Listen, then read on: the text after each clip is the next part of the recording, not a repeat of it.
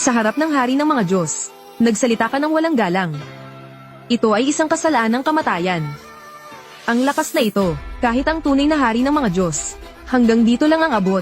Hindi ba ako nagkakamali, nang ahas siyang labanan si Young Master Long? Hindi ko alam, kung paano isusulat ang salitang patay. Napakaraming tao sa bahay ng Long. Kahit isa lang nagwardya, kaya nilang patayin ang lalaking ito. Ang lakas ng loob mong saktan ako. Alam mo ba, ang sampal mong ito, ang resulta nito, ay ang buhay mo. Naglalakas loob kang pagdudahan ako. Nagsasalita ka ng walang galang. Kasalanan tulad ng pagtataksil, kapag nagutos ako. Maraming gustong pumatay sa'yo. Paano kung saktan kita? Nasaan ang mga gwardya? Ito ang tagapagbantay ng pamilya Long. Personal na tagapagbantay ni Long. Isa siyang dalubhasa na nasa top 100. Napakayabang ng lalaking ito. Sigurado akong luluhod siya at magmamakaawa. Gwardya Vu. Gusto kong baliin mo ang kanyang mga binti para sa akin. Tatay, hayaan mo akong tapusin siya. Xiaoqi, ngayon ay entablado ko ito. Bumalik ka at protektahan si nanay. Papatayin kita ng dahan-dahan. Suntukin siya.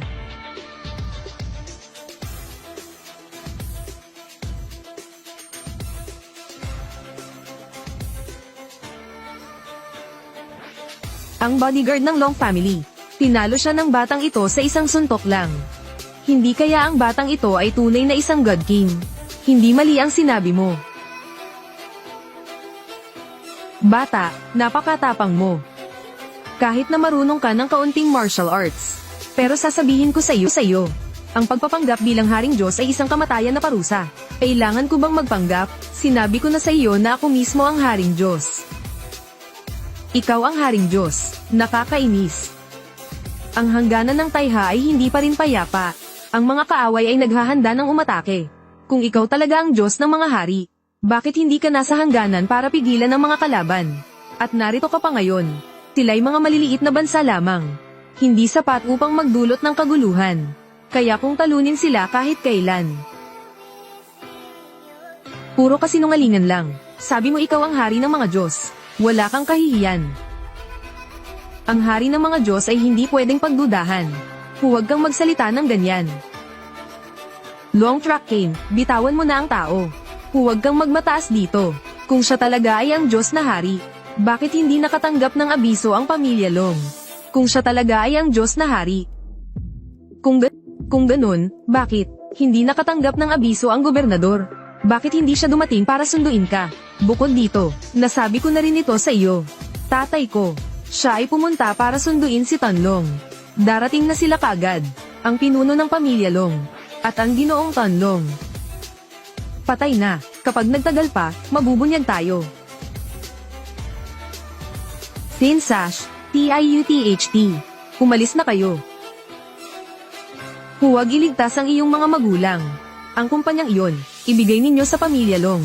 Kung magpapatuloy kayong ganito, mabubunyag ang inyong mga lihim.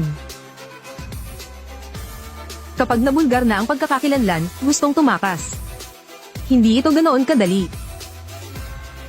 Kung gusto kong umalis, isang angkan lang ng Long. Hindi mo ako mapipigilan.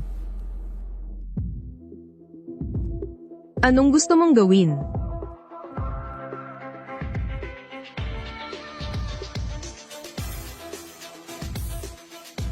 Hulihin ang tatlong iyan para sa akin. Ininsulto mo ang Diyos Hari. Darating agad ang aking ama. Nagtatrabaho ang ama ko sa palasyo ng Diyos Hari. Ako ang namamahala. Lubos niyang iginagalang ang Haring Diyos. Hintayin mo siyang dumating, at malalaman mo kung ano ang kalupitan. Huwag mong isipin na ang ama mo. Kahit dumating pa ang emperador ngayon, ako pa rin ang Haring Diyos. Ang saya-saya naman dito.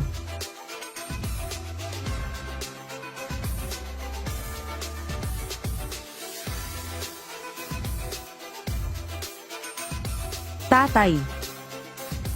Hayop na ito, nagpapanggap na hari ng mga Diyos. Nanggugulo sa pamilya Long. Hinampas pa niya ako. Tingnan mo, sinaktan niya ako. Ano? Hindi mo ba alam? Ang pagpapanggap na hari ng Diyos dito sa dakilang siya, ay magre-resulta sa paglipol ng buong angkan. Ang tarantadong ito ay manugang na ng pamilya Deep. Parang itinuturing na siya bilang bahagi ng pamilya Deep. Mabilis, mabilis, mabilis. Pangululong, binatang long. Anak kong si Quintan. Niloko siya ng taong ito. Walang kinalaman ng pamilya Deep dito. Tama iyon. Handa kaming ibigay sa iyo ang korporasyon. Ang iyong korporasyon. Ang maliit na angkan ninyo. Napakadali niyan, parang kumain lang ng cake. Pero hindi pa rin sapat yan. Gusto ko si Deep Quintan. Bilang alipin ko. Hoy, hindi ka pa ba tatawid dito? Lumuhad ka sa harap ni Kuya Long at humingi ng tawad. Inay, ano pong sinasabi nyo? Mama, huwag ka nang maging matigas ang ulo. Si THN Buwong ang manugang mo. Hindi mo kailangang matakot sa pamilya Long. Quintan, niloloko ka lang ng batang ito. Lumapit ka rito. Kung hindi, puputulan ko ang relasyon natin. Tatay, anak mo ako. Bakit ka naniniwala sa ibang tao? Hindi ba siya ibang tao?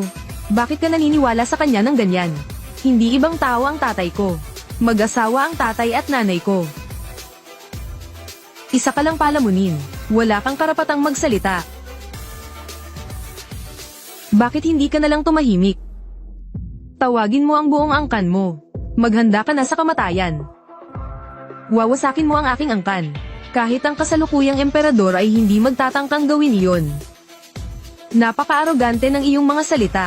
Ito ay isang kasalaan ng kamatayan. Sinasabi mong ikaw ay ang hari ng mga Diyos. Nasaan ang iyong ebidensya? Ebidensya. Huwag mong sabihin, iyan ba ang peking perlas? Gusto mo ng ebidensya? Ibibigay ko sa'yo, Shao-Chi.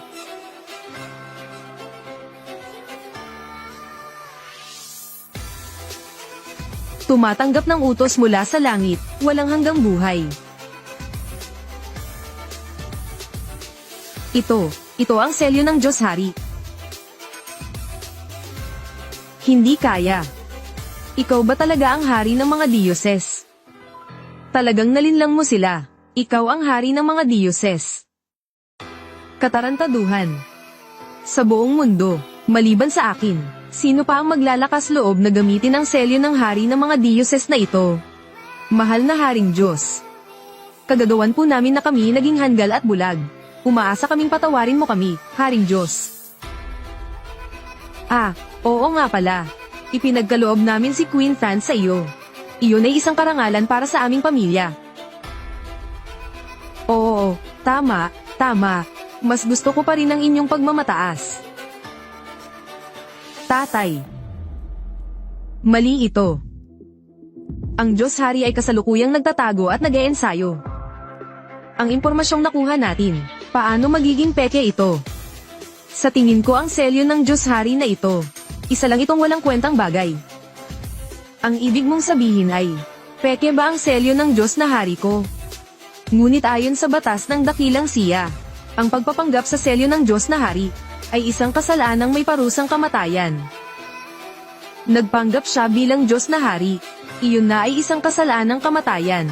Ngayon, isa pang kasalanang kamatayan. Wala kayong anumang ebidensya. Batay sa ano? Kahit nagtatrabaho ako sa palasyo ng Hari ng mga Diyos, hindi ko pa kailanman nakita ang tunay na mukha ng Hari ng mga Diyos. Pero ang impormasyon ko ay tiyak na tama. Nakatago ang Hari ng mga Diyos, at ikaw ay tiyak na isang impostor. Sa panlilinlang na ito, kung malalaman ng Hari ng Diyos, ano ang magiging resulta? Tiyak na magdudulot ito ng galit ng Hari ng Diyos. Tama iyon. Tingnan mo ang oras. Marahil ay dumating na si Komandante Tanlong. Binata. Tapos na ang mga magagandang araw mo. Bata. Sinayang mo ang oras ko. Magsisisi ka mamaya. Dumating na si Lord Tanlong.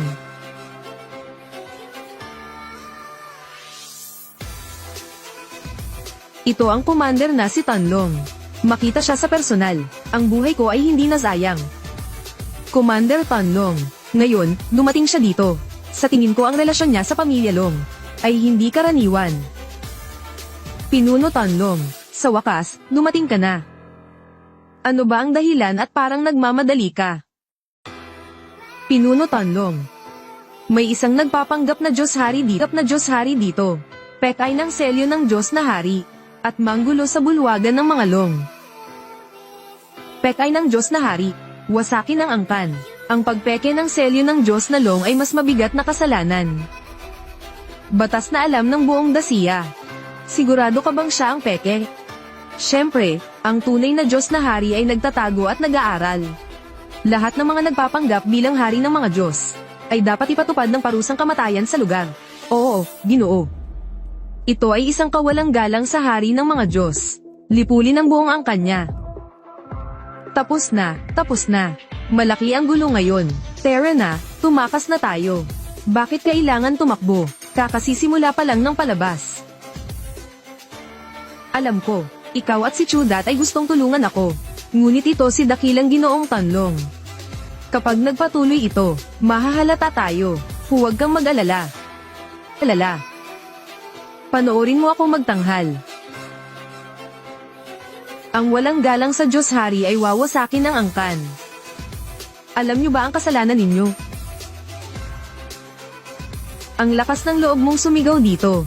Dapat mong pag-isipan ng mabuti. Mamaya, paano mo hihingi ng patawad ni Ginoong Tanlong para sa buhay mo? Ginoong Tanlong, pakiusap, parusahan ninyo ang taksil. Pinatay ang buong angkan. Nakikita ko na ikaw ang tunay na taksil. Hayaan mong umalis ang pamilya Deep. Commander Tanlong. Queen Tan, bakit hindi ka pa sumama sa amin pabalik? Ang bagay na ito, anong nangyayari dito? Huli si Tanlong. Hinihiling na parusahan ako ng Diyos na Hari.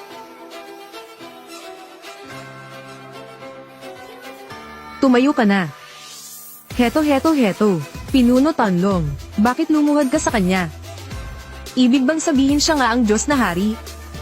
Kung siya nga talaga ang Diyos na Hari, nilapastangan ng pamilya Long siya. Tila malapit nang mapuksa ang pamilya Long. Ginoong Tanlong, ano ang nangyayari dito? Isa lang siyang huwad na mandaraya na nagpapanggap bilang Haring Diyos. Mataas ang iyong katayuan. Bakit ka luluhod sa harap niya? Ito ang Haring Diyos. Isang taong nakahihigit sa lahat. Paano mo siya nagawang bastyusin? Karapat-dapat kang mamatay. Hindi. Hindi maaari. Nagpapalakas ang hari ng mga Diyos. Nagtrabaho na ako sa palasyo ng hari ng mga Diyos. Siguradong tama ang balita ko. Matigas ang ulo at hanggal. Isa ka lang maliit na gwardya. Isang asong tagapagbantay. Hindi mo pa kailanman nakita ang Diyos Hari. Ngunit gamit ang pangalan ng Diyos Hari, naging pangunahing angkan sa Tanchaw. Paano ka nagkakaroon ng lakas ng loob na magmayabang dito? Karapat-dapat kang mamatay.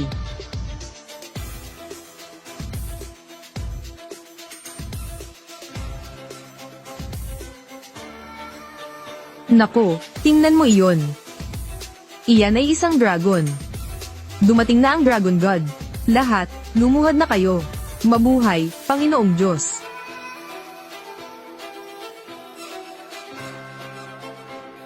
Mangyaring magutos na kayo, kaagad kong lilipulin ang pamilya Long. At isasagawa ang naaayon sa batas. Ang sino mang hindi susunod ay wawasakin. Ginoong Tanlong, tiyak na may pagkakamali dito. Ama, mali ito. Balita na ang Diyos Hari ay nag-eensayo. Paano ito magiging peke? Sa tingin ko, ang Diyos Hari ay peke. Hindi rin tiyak na tunay si Tanlong. Bulag ka ba, tanga? Ang kapal ng mukha mo. Hindi ka ba natatakot na mapatay ang buong pamilya mo? Luhod. Diyos na Hari, ngayon ay dahil sa bulag ako. Aking isinusuko ang aking posisyon sa palasyo ng Diyos na Hari. Nagmamakowa ako sa iyo. Pakiusap, patawarin niyo na ang pamilya ko.